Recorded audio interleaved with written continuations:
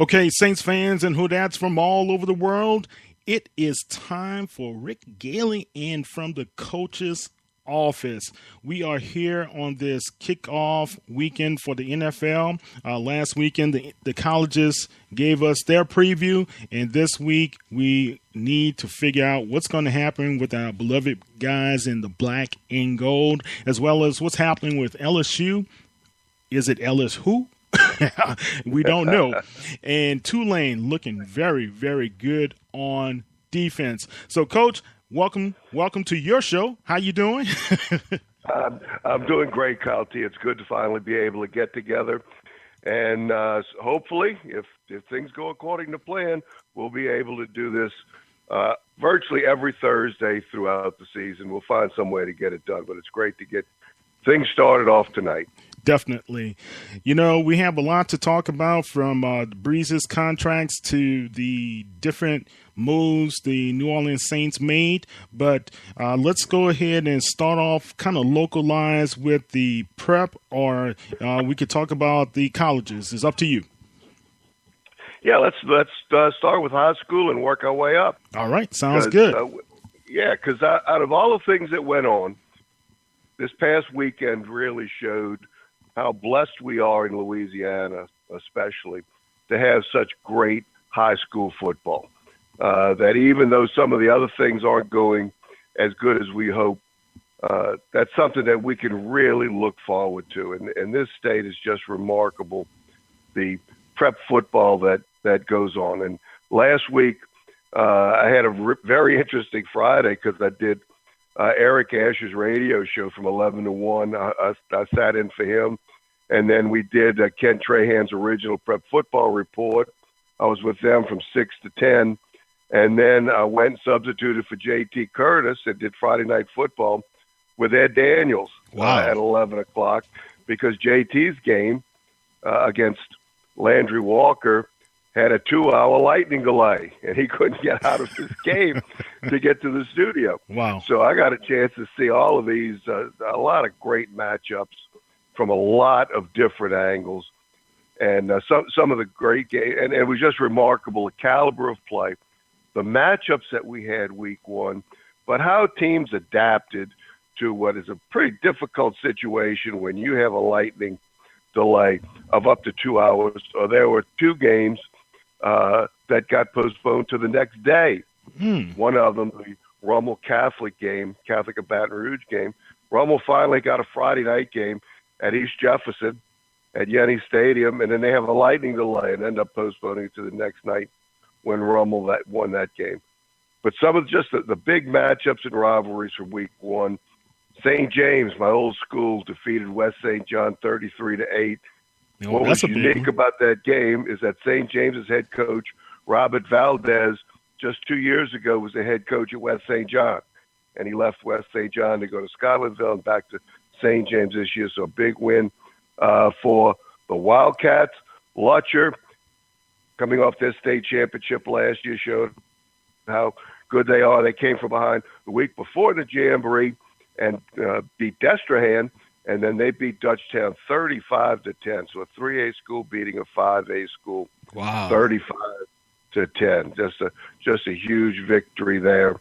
Chalmette beating St. Thomas Aquinas. St. Thomas Aquinas was a semifinalist last year in 2A. Chalmette looks like they have a very solid team, winning 37-3. And as I'm scanning down, Covington had a big win over Franklinton as well. Covington has their best team this year that I think that they've had in quite a few years, maybe since Jack Salter was the head coach, and now his grandson is the head coach, and they really did a number on Franklinton. Rummel beat University Lab 28-14, Rummel throwing 4 touchdown passes in a game to beat the defending Division I state champion. And just great, once again, just some tremendous efforts all over the place. And John Arrett going on the road and beating Riverside 16-13. Yes, it's a 5A school beating a 2A school, But those two schools will be in state championship contention in their particular classifications and division. Riverside is really, really good. Everett may be better than their state final team from last year because they have much more depth. Ken Trahan and I broadcast their jamboree on the West Bank Optimist Jamboree, and they've got more depth at Everett, and we'll have Corey Lambert, who was at the Greater New Orleans Sports Foundation Quarterback Club this past Tuesday. He's going to be on Prep Recruiting Insider next Wednesday and featuring the Everett Patriots on our show next Wednesday, which will be the third week of the season. We had Hornville this past week, who won 41-13. Oh, wow. Over Did they? Woodlawn of Baton Rouge. Hornville's really good. You know, that's really my family is from Hornville. And my uncles played for Hornville High when it was just around 50, 60 kids. Right.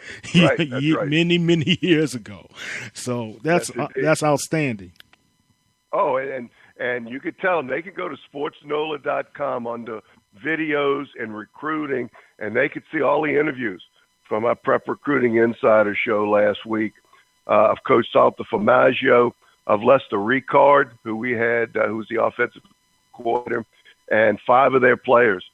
But Kyle T, we had their center, their left guard, and left tackle were 3 of the 5 athletes we had on the show. Wow. The center's 300, the left guard's 300, the left tackle 6'6", 315. 300.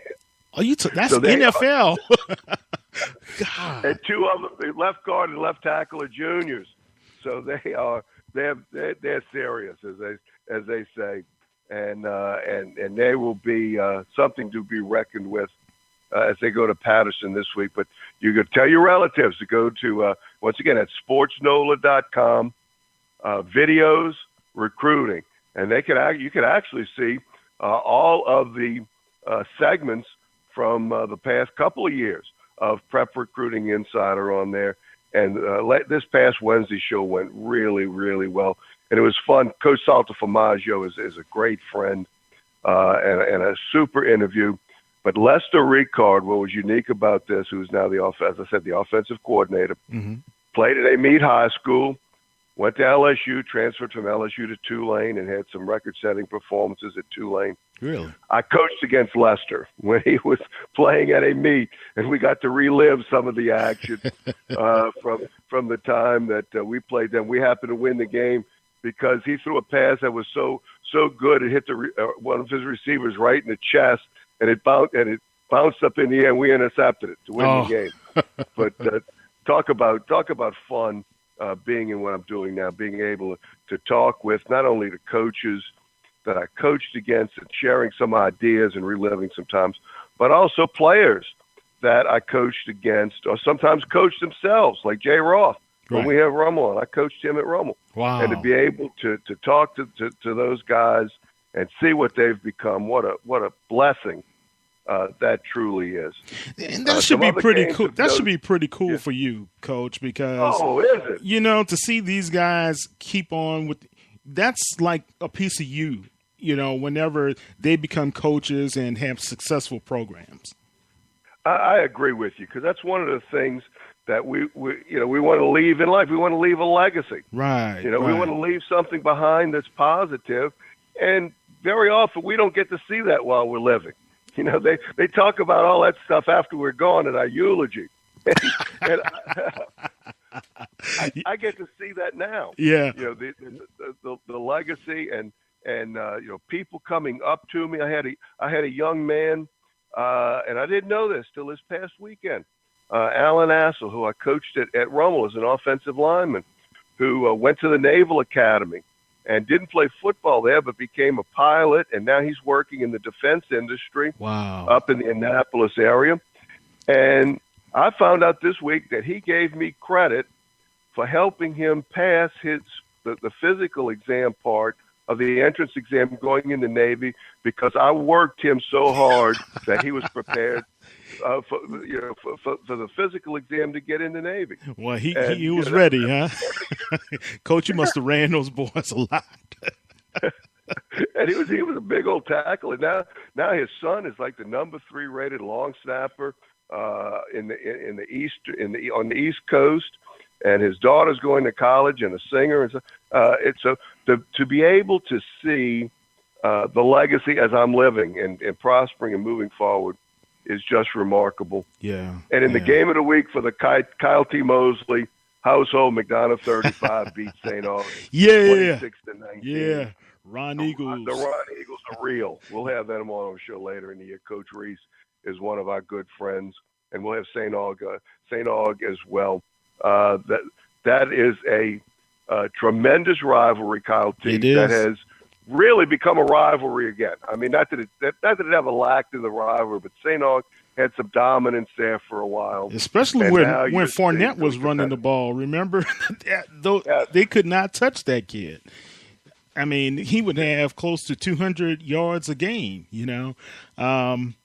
It is good to see because it was a 7th Ward rivalry that was unsung on the football field as well as I played in the band, so as well as in the band. So in that's pretty serious stuff there now.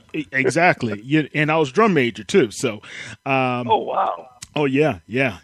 So when we finally had the opportunity to play these guys my sophomore year and that's 1981, and we played them in the playoffs, and the stadium, Ted Gormley, was packed.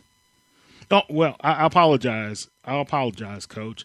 They first played in 1979. That was the playoffs, right? And I wasn't a part of 35 then. I was headed to St. Aug.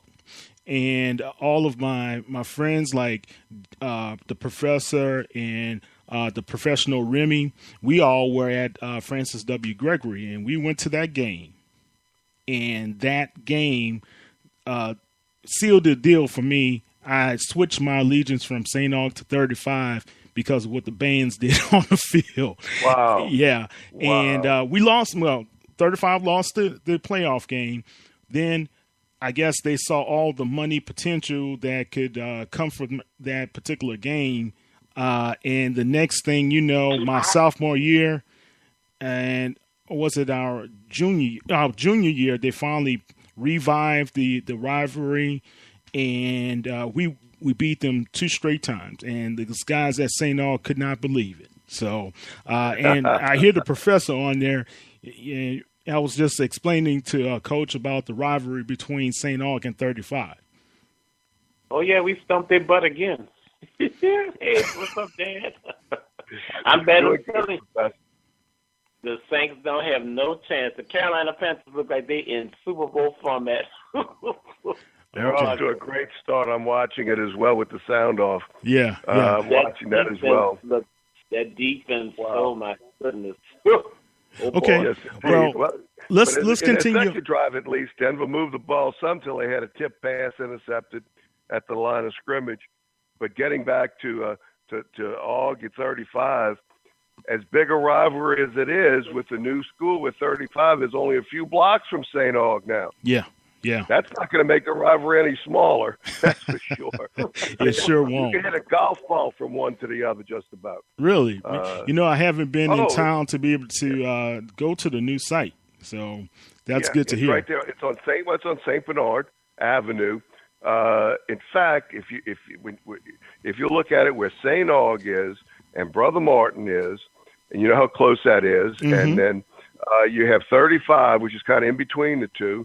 And then you go right down to Paris, to St. Bernard, to Paris Avenue, and there's Holy Cross. And then you have Lake Area New Tech out there and Ben Franklin.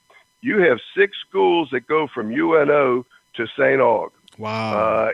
In that particular area, and all of them playing football and doing a good job of it as well.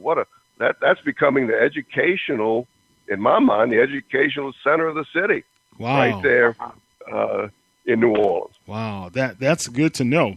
My family, my dad grew up across the street from St. Aug. Oh, wow. Okay. Yeah.